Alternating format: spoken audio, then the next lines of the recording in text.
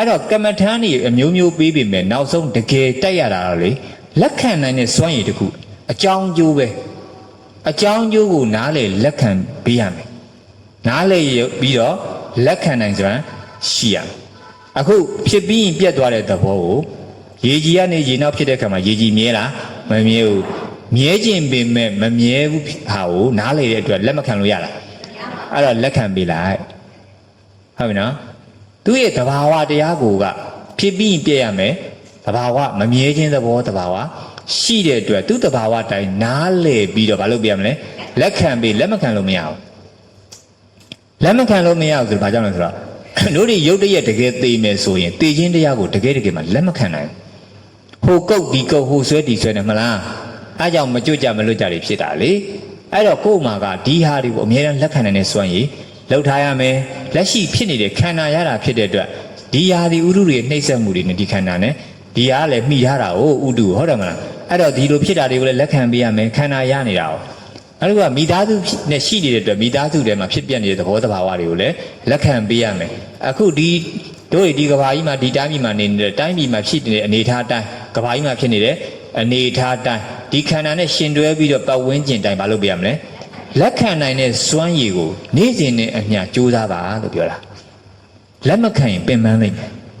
ဒါကြီးကိုလက်မခံနိုင်ဘူးဒါကြီးကိုလုံးဝလက်မခံနိုင်ဘူးဆိုတော့တကယ်ဖြစ်မနေဘူးလားအေးလေလက်မခံနိုင်ဘူးဆိုတာတော့မှန်ပါတယ်ပြောချင်တာကအဲ့ဒါကြီးကိုလက်ခံလောလောဆယ်မှာဖြစ်စဉ်ကိုလက်ခံပေးရမယ်ဒီလိုအကြောင်းတရားတွေရှိလို့ဒီလိုဖြစ်လာတာအကြောင်းကျိုးနားလည်ပြီးလက်ခံပေးရမယ်လက်ခံတာတော့မှန်တယ်လှုပ်တင်လှုပ်ထိုက်တာတော့မလှုပ်ပါဘူးလားလှုပ်တင်လှုပ်ထိုက်တာလှုပ်တာကတပိုင်းဟာမဖြစ်အောင်လှုပ်လို့မရဘူးဖြစ်နေတာကိုဖြစ်တဲ့အတိုင်းနားလည်ပြီးလက်ခံတာကတပိုင်းမတူဘူးသူကရောနေတာအဲ့တော့ထားပါတော့ရေကြီးကရေနောက်လေးရောက်တော့ရေကြီးဘွားရှိသေးလားရှိတော့ရေကြီးဘွားလေးချုပ်သွားပြီဖြစ်ပြီးပြတ်သွားအဲ့တော့ရေနောက်ကနေအသွေးတစ်လေးကိုမပြောင်းတော့လားသင်္ခါရတွေသဘောတိုင်းပဲပြောင်းလဲသွားတယ်ပြောင်းလဲတာဘာတူလဲသင်္ခါရလို့မှန်ဟုတ်တယ်နော်ငါလားသင်္ခါရလားသင်္ခါရအမွယ်အဲ့ဒါဒီတင်ပြရတယ်ဟုတ်လားတပုတ်ထဲအပီးရိုက်နေတာမနိုင်ရှန်ထွက်ကုန်ခန္ဓာ၅ပါးတော့အလွတ်ကျက်ထားဖို့တော့မလိုဘူးလားလိုတယ်အဲ့ဒါမှဥစဉ်ပြောတဲ့ဟာလေးကိုနားလဲပါအခုနဥစဉ်ပြောတယ်လေခုနပူတာဘလို့နေလဲလို့ကြည့်တော့ဖောက်ပြန်တယ်မလားအဲ့ဒါကရုပ်သဘောဟုတ်ပြီနော်အဲ့ဒါကိုပူတယ်လို့ပေါ်လာတဲ့အတွေးဟာမှတ်ထားတဲ့အရာမှတ်လားမှတ်သားတတ်တဲ့ကောင်ကြောင့်မှတ်သားထားတဲ့သဘောကိုပြချင်တာပူတယ်ဆိုတာမှတ်ခဲ့တာအရင်တော့ကတင်တာကိုမှတ်ခဲ့တာမလို့ तू ကဘာလဲတင်ညာအခုပြောင်းလဲခြင်းပါလေသင်္ခါရနည်းနည်းနားလေလားခန္ဓာတွေနော်အဲ့ဒါကိုအဲ့ဒီတိုင်းမမြင်ပဲနဲ့လေပြောင်းလဲတာကိုပြောင်းလဲတယ်လို့မြင်မှတ်တဲ့ကောင်မှတ်တယ်လို့မြင်ဖောက်ပြန်တာကိုဖောက်ပြန်တယ်လို့မြင်အဲ့လိုမြင်ရမှာပါဠိလိုမသိရင်လေမြန်မာလိုမြင်ရမှာဟုတ်ပြီလားအဲ့လိုမမြင်တော့ဘာဖြစ်လဲပြောင်းလဲနေတာဘယ်သူပြောင်းလဲနေတာငါဖြစ်အခုပြောင်းလဲတယ်မှာငါပါလားမပါဘူးလေပြောင်းလဲတာငါမဟုတ်ဘူးအကြောင်းအကျိုးတိုက်ဆိုင်လို့ပြောင်းလဲတဲ့သဘောရှိလို့ပြောင်းလဲနေတာအဲ့ဒါဘယ်သူမှမဟုတ်ဘူးပြောင်းလဲခြင်းသဘောတသက်ကလေးပဲဦးဇင်းကပြောနေတာဖြစ်စဉ်ကိုအရှင်းဆုံးမြင်အောင်ပြောပြနေရနော်ဟုတ်ပြီလား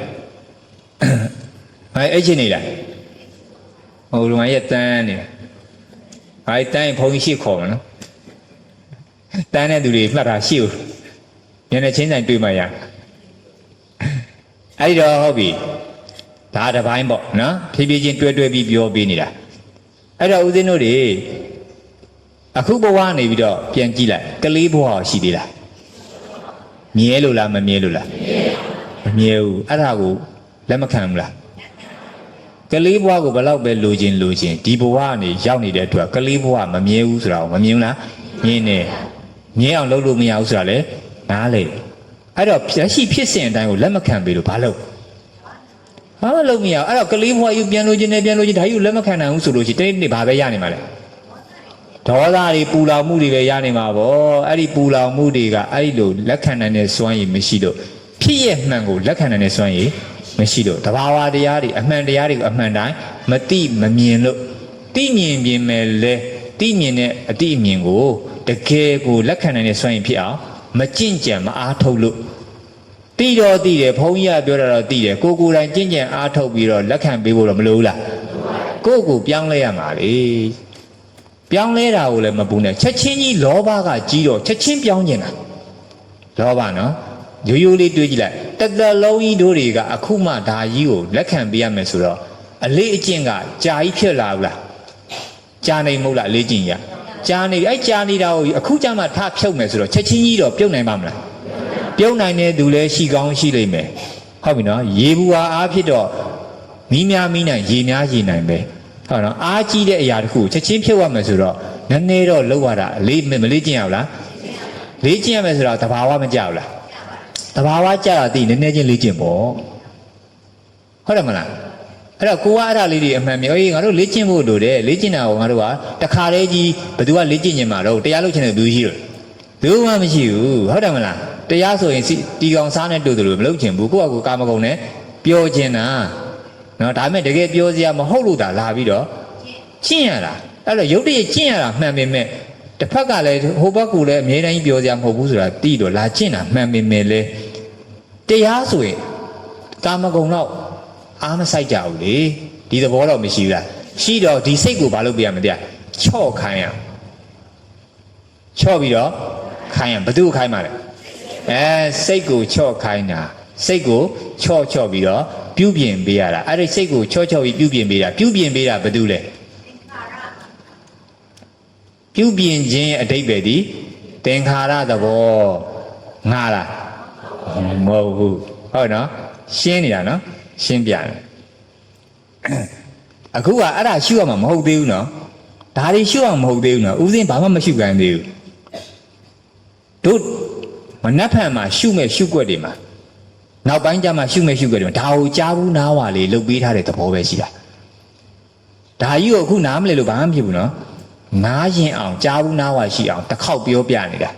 တချို့ကလုံးဝတရားအားမထုတ်ဘူးလေအဲ့ဒါကြောင့်မလို့ဥစဉ်ပြောပြနေတာတချို့အားထုတ်ဘူးတဲ့သူတွေကလည်းခန္ဓာ၅ပါးကိုဘယ်ဟာကဘာမှပြန်မသိတာလေမရှိဘူးလားရှိတယ်အဲ့ဒါဟာကိုပြုပြင်ပေးတာကငါပြုပြင်နေတဲ့ငါလုပ်နေတာပဲလုပ်နေတာဘာတူလဲဆိုတော့သင်္ခါရလို့မြင်ရမယ့်နေရာမှာငါလုပ်နေလို့မထင်ဘူးလား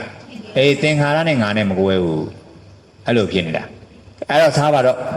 အဲ့တော့ဒီနေရာပြန်ကြည့်မယ်ဆိုရင်ရေကြည်ကြည်တော့အသွေးသားတစ်တည်းရရှိသေးလားမရှိဘူးအဲ့ဒါဆိုမြဲလို့လားမမြဲလို့လားမမြဲဘူးအဲ့ဒီလိုပဲအခုငုတ်တုတ်ထိုင်နေတဲ့ဓာကြီးလေးပါကိုမြဲမှလားမမြဲမှလားမမြဲတော့ तू ရောမပြောင်းလဲလားပြောင်းလဲတဲ့သဘောတိုင်းပြောင်းလဲတော့တဖြည်းဖြည်းနဲ့အိုမလာဘူးလားအိုလာမယ်နားလာမယ်အိပ်ရတဲ့ဘုံလဲမယ်နောက်ဆုံးတော့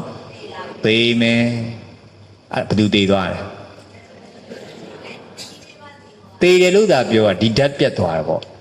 ဟုတ်နော်ဖြစ်စဉ်ကိုပဲကြည့်ကြတာပေါ့နော်ဓာတ်ပြတ်သွားတဲ့အခါမှာတို့တွေအသက်မရှိတော့တဲ့အခါမှာဒီယုတ်ကြီးဟာဘယ်လိုသွားလဲအဲကြောင့်ဒီယုတ်ကြီးဟာအပယ်လဲသွားဘူးနိဗ္ဗာန်လဲဘို့ဘာဖြစ်လို့လဲဟောတို့တွေကတေလို့ရှိရင်အတုပပို့တော့ဘယ်ပို့လဲနိဗ္ဗာန်ပို့လားအပယ်လေးပုံပို့လားတင်းញိုင်းကိုပို့တာလေဟုတ်တယ်မလားအဲ့ဒါ6ပေကောင်းဒါကြီးကဟုတ်နော်အဲ့တော့6ပေကောင်းနဲ့ထည့်မထည့်ရင်လေမြေကြီးသာမြုပ်မိသိညိုတဲ့ထည့်ဟုတ်တယ်မလား तू ကဘဲမှမသွားဘူးဟုတ်နော် तू ကအကျိုးခံတာကြီးနော်မသိလို့ရလာခဲ့တဲ့ကောင်ကြီး तू နဲ့နေပြီး तू ကိုပြုပြင်ပြီးတော့ तू ကိုရင်းပြီးတော့တရားကျင့်နေရတာမဟုတ်လားအဲ့ဒါကိုမသိဘဲနဲ့ငါလောက်ပြီးနေကြလို့ဒုက္ခတွေရောက်နေတာနော်အဲ့တော့တို့တွေအဲ့ဒါနဲ့တည်သွားတဲ့အခါကျတော့တဖြည်းဖြည်းနဲ့တရက်နှစ်ရက်ထားတော့ညိုမလာဘူးလားဓာတ်ကပြောင်းမသွားဘူးလားပြောင်းသွားတယ်လားဘယ်သူတွေပြောင်းသွားလဲဓာတ်သဘောတွေဓာတ်တွေပြက်လာတာအဲ့ရတဖြည်းဖြည်းနဲ့ပုတ်ပွားပြီးလောက်တွေထွက်မလာဘူးလားထွက်လာတယ်လောက်တွေစားတယ်ဘယ်သူစားတယ်ဓာတ်၄ပါးပဲဟုတ်တယ်နော်အယိုးကျလာတယ်ဘယ်သူလဲဓာတ်ပဲအမှုံဖြစ်သွားတယ်ဓာတ်ပဲမြေဩဇာဖြစ်သွားတယ်ဓာတ်ပဲဒါဆိုအမေဝင်ကောင်းနဲ့ဗာနဲ့လာလဲဓာတ်၄ပါးနဲ့လာတယ်နောက်ဆုံးမြေကြီးတဲ့ရောက်သွားတော့လဲဓာတ်၄ပါးပဲအလယ်မှာဖြစ်နေတာလေဓာတ်ကြီး၄ပါးပဲအဲ့တော့ဓာတ်၄ပါးပြောင်းလဲနေတဲ့ဖြစ်စဉ်ပေါ်မှာဓာတ်လေးအဲ့တိုင်မမြင်ပဲနဲ့ငါလို့